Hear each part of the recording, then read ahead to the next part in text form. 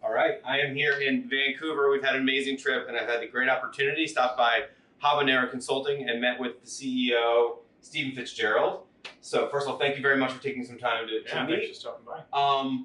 Before we even get going, I mean, I know that you told me a lot about Habanero, but what's going on? What's Habanero Consulting doing?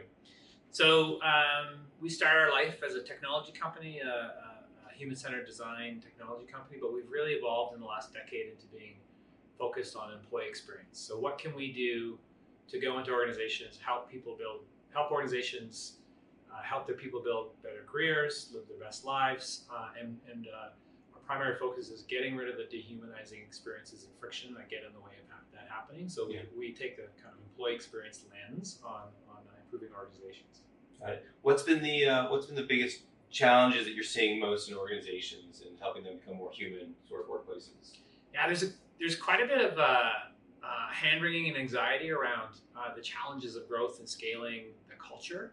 And organizations are getting clear that their competitive advantage is coming from the culture or their ability to succeed, or however they think of that. Yet they're quite disconnected from the journey of the people in the organization. Yeah. So think of it as a growing understanding or appreciation for building organizational empathy.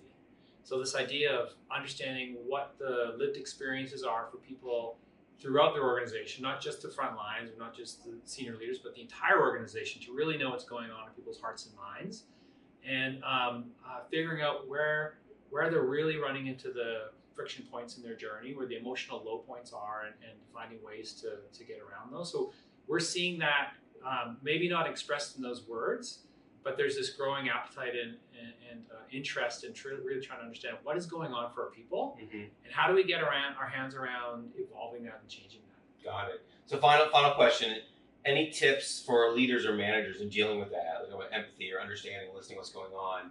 If you're talking to somebody directly and they're saying, what can I do now? Or do you have any tips for me? Is there anything you'd share? Yeah, I think the one thing is keep in mind that it's really hard to understand the system when you're in the system. It's hard to be on the dance floor, focused on doing your dance moves effectively, and also be on the balcony and see what's going on in the bigger picture. So find ways to gain that objectivity about what's going on. A lot of times that's external help or other systems or other capabilities, but building in the objectivity to really know what's going on is very important, because when you're in the culture, when you're in those deep grooves of your culture, what's happening is quite invisible to you. Got it. So when you're on the dance floor, it's tricky to see what's going on around you. So taking some time to get that perspective. Awesome. Thanks, Stephen. Thank you so much for hosting us today. Great to be in Vancouver. What a beautiful city. Really appreciate our time here. Awesome. Great. Thanks a lot. Thank you. Yep.